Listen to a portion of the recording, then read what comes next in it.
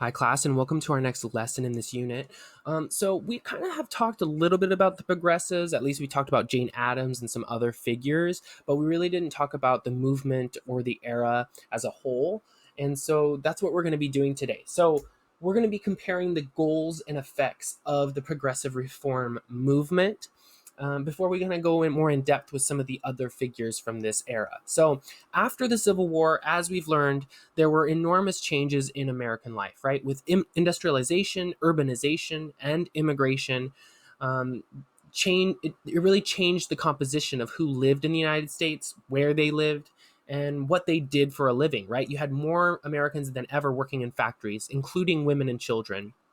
You had people coming from all over the world to come to the United States, from especially from places like southeastern Europe during this period, and more people than ever were living in cities. They were moving away from rural areas to urban areas.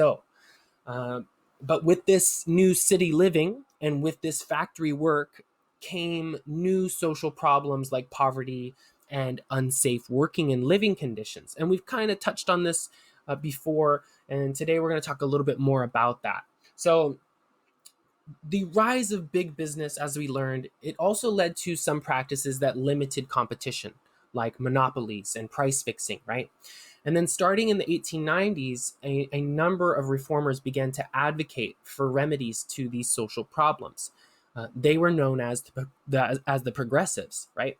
And this era of reform, which lasted through the 1920s, has come to be known as the progressive era. So remember, from 1890 to 1920, this is the progressive era. But the difficult thing about the progressive era was that these reformers worked on all sorts of different issues and different things. First, there were muckrakers or muckrakers, which were journalists, writers, and photographers who tried to expose corruption or unsanitary factory practices. There were also politicians who tried to rein in big businesses and protect consumers to protect customers, right? There were also conservationists who tried to preserve national parks and wilderness from exploitation. And there were also many influential female reformers who tried to advocate for and tried to help women, children, and immigrants achieve better working and living conditions. So clearly, progressives didn't all share the same goals or advocate for the same solutions to problems. So, how can we even compare the goals and effects of the progressive reformers when they were so diverse, right? They were all focusing on so many different issues. So, let's start by taking a look at some of the goals and achievements of the progressives first. Now, I'm not going to go into a whole lot of detail about individual reformers or pieces of legislation here. What I'm interested in doing is taking a bird's eye view of the kinds of reforms that progressives pursued during this time period. So, first, there were those who advocated for sanitation and consumer protections, like, for example, Upton St. Clair. And you need to remember this, Upton St. Clair. He was an author, a writer, a journalist, and whose novel, The Jungle, exposed the unsanitary conditions in factories that made food products. And the outrage that this book generated actually led to the passage of laws like the Pure Food and Drug Act of 1906. Then there were the progressives who fought for protection for workers, for labor. They pushed for an 8-hour workday and for safer conditions for workers generally, along with the right for workers to bargain collectively through labor unions. Some of this should sound familiar, right? We've talked about some of this stuff. Along with those reforms were others aimed at advocating uh, and advancing the rights of women and children, including limiting child labor, promoting access to birth control, and granting women the right to vote through the 19th Amendment.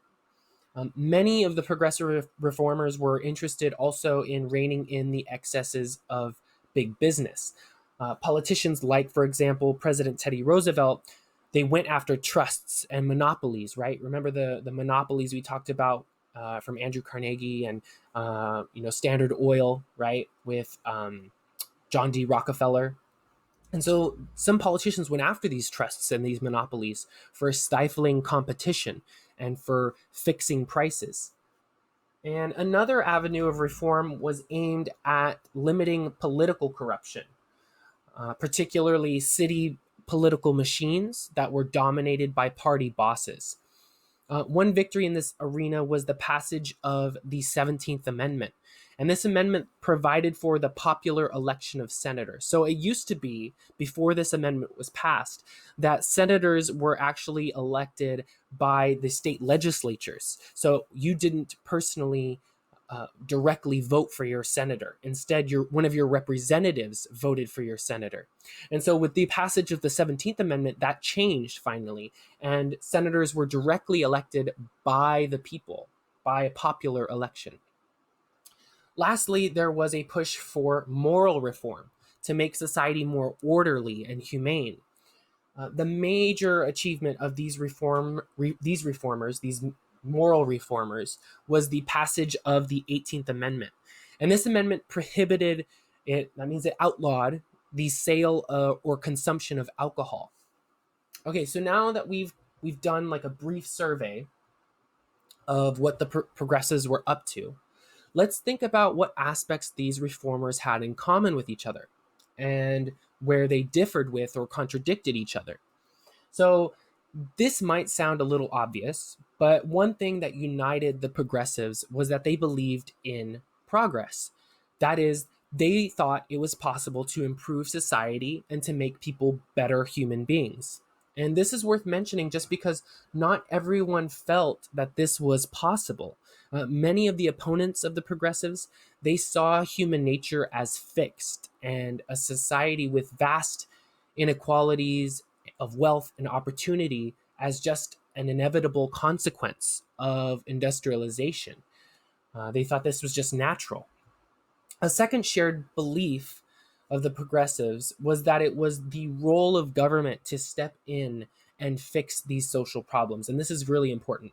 This was a big departure from the laissez faire or hands off approach of the Gilded Age. So, in that era, in the Gilded Age, attempting to improve sanitation or morality would have been considered work for private charities or for voluntary associations to take on. But the progressives thought that the problems that they were trying to solve were too big for that approach. And they sought out the help of local, state, and federal governments to implement their measures. So they campaigned for laws and constitutional amendments to bring about change. So they really began a debate over or not, whether or not to what extent the government should take an active role in the welfare of its citizens. And that would continue into the Great Depression. But the progressive movement was also riddled with divisions and internal contradictions. So, contradictions within the progressive movement. And one of these was around voting rights. The progressives expanded democracy by winning the right to vote for women, but they also advocated for restricting the vote to whom they considered to be good voters, quote unquote, good voters, which tended to be white, educated, native born people. They also worked to impose literacy tests and residency requirements in the North. So basically, in order to vote, you had to be able to pass a literacy test, a reading test, right? And they made no effort to challenge Jim Crow laws preventing African Americans from voting in the South. In the South, during this period, Southern governments were passing laws that were discriminating against African Americans and preventing them from being able to exercise their voting rights. And progressives were also divided on the issue of immigration. Although a few progressives championed the rights of immigrants and respect for immigrants' culture, like, for example, Hull House founder Jane Addams, most progressives, though, they thought that the only way forward for immigrants was complete assimilation into American culture. That's this Americanization movement, right? That they needed to adopt all aspects of American culture and to become completely American, right? To lose their language, to lose their culture, and adopt American culture. They also supported restrictions on the entry of immigrants they considered to be undesirable, like those, for example, from Southern and Eastern Europe, Asia, and Mexico. So they wanted to restrict those immigrants from coming here. And these beliefs around, who was fit to vote or to be an American citizen derived from the flawed racial science of the day. And this racial science of the day categorized white Anglo-Saxons as the most evolved race, and everyone else fell somewhere along a continuum of less evolved peoples. So with the exception of African American activists, like for example Ida B. Wells, progressive reformers supported segregation and pretty much turned a blind eye towards the working and living conditions of African Americans. Some progressives even advocated eugenics, and eugenics was this plan to improve the American gene pool by encouraging native white women to have more babies and discouraging undesirables from reproducing and discouraging mixing of races as well. And they did this by sometimes forcing non-whites to become sterilized, right? So taking these uniting and dividing factors in consideration, what conclusions can we come to about the goals and effects of the progressive reform movement? And I think it's safe to say that the progressives wanted to improve society and find a remedy for the social problems caused by urbanization and industrialization, and that they wanted to do so through government intervention.